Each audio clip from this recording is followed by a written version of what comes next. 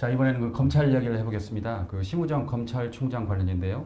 그 대통령 구속 취소 후에 즉시 항고를 포기했어요. 네. 그런데 이제 잘 아시다시피 구속 기간을 그 동안에는 날로 계산했다가 네. 이제 시간으로 계산을 했어요. 예. 그런데 그 뒤에 대검찰청이 일선지검에 혼란이 생기니까 구속 기간을 이전처럼 날로 날로 계산해라. 해라. 예. 이거 뭐 앞뒤가 안 맞는 거 그렇죠. 아닙니까? 어떻게 보십니까? 너무 노골적이잖아요. 네. 진짜 이런 윤석열 하나만을 위해서 벌이고 있는 이 법원의 희한한 해석과 검찰의 맞장구, 이걸 보면서 시민들이 아, 이게 법원 검찰이, 우리나라 법원 검찰이 만인에게 평등하게 법을 적용하고 집행하고 있구나라고 누가 생각하겠습니까? 이번에 이제 그 모습이 너무나 극명하게 드러난 것 같고, 이 잘못된 엘리트들의 민낯이라는 게 지금 그전에도 뭐 법률가들이 그렇게 국민들한테 큰 무슨 그 즐거움을 드린 적은 별로 없었던 것 같은데, 이번처럼 이렇게 걱정을 끼치는 경우가 있을까 싶어요.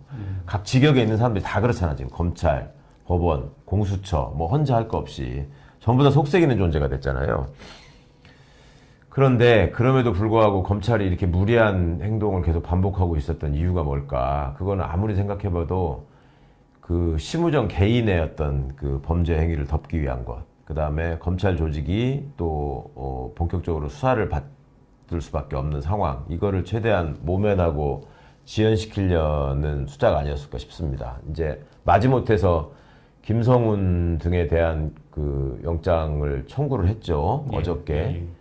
근데 지금 그간에 쭉 나오지 않고 있었던 것이 그나마 예전처럼 이렇게 검찰이 독점하는 시스템이 아니었기 때문에 그나마 다행인 것이, 검찰도 내란에 가담한 흔적들이 있는데 그거를 검찰이 수사를 주도하는 상황이 됐으면 덮였을 거 아닙니까? 예. 근데 지금 국가수사본부나 공수처가 수사를 하다 보니까 그 얘기가 나왔잖아요. 근데 검찰은 그거를 사전에 예방하기 위한 거였는지 공수처도 압수수색을 하고 국가수사본부도 압수수색을 했었잖아요.